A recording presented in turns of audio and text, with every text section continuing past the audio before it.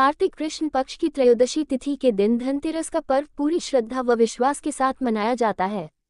धन्वंतरी के अलावा इस दिन देवी लक्ष्मी और धन के देवता कुबेर की भी पूजा करने की मान्यता है। इस दिन को मनाने के पीछे धन्वंतरी के जन्म लेने की कथा के अलावा इसके बारे में एक दूसरी कहानी भी प्रचलित है। कहा जाता है कि एक समय भगवान विष्णु मृत्युलोक में विचरण करने के लिए आ रहे थे, तब लक्ष्मी जी ने भी उनसे साथ चलने का आग्रह किया। तब विष्णु जी ने कहा कि यदि मैं जो बात कहूँ तुम अगर वैसा ही मानो तो फिर चलो। तब लक्ष्मी जी उनकी बात मान गईं और भगवान विष्णु के साथ भूमंडल पर आ गईं। कुछ देर बाद एक जगह पर पहुंचकर भगवान विष्णु ने लक्ष्मी जी से कहा कि जब तक मैं न आऊं तुम यहाँ ठहरो, मैं दक्षिण दिशा की ओर जा रहा हूँ, तुम उधर मत आना। विष्णु जी के जाने पर लक्ष्मी के मन में कौतूहल जागा कि आखिर दक्षिण दिशा में ऐसा क्या रहस्य है जो मुझे मना किया गया है, और भगवान स्वयं चले गए। लक्ष्मी जी से रहा न गया और जैसे ही भगवान आगे बढ़े लक्ष्मी भी पीछे पीछे चल पड़ी। कुछ ही आगे जाने पर उन्हें सरसों का एक खेत दिखाई दिया जिसमें खूब फूल लगे थे। सरसों की शोभा देखकर वह मंत्रमुग्ध हो गईं और फूल तोड़कर अपना श्रृंगार करने के बाद आगे बढ़ी। आगे जाने पर एक गन्ने के खेत से लक्ष्मी जी गन्ने तोड़कर रस चूसने लगी।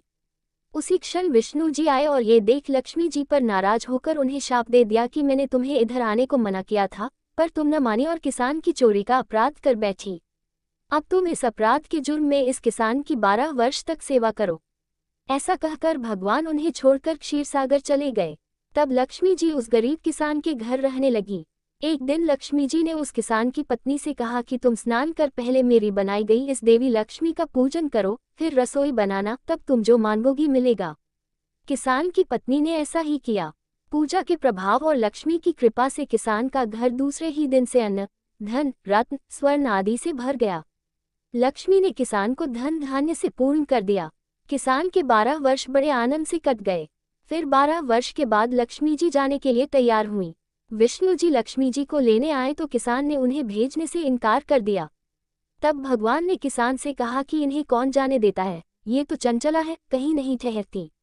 इनको बड़े बड़े नहीं रोक सके। इनको मेरा शाप था, इसलिए 12 वर्ष से तुम्हारी सेवा कर रही थी।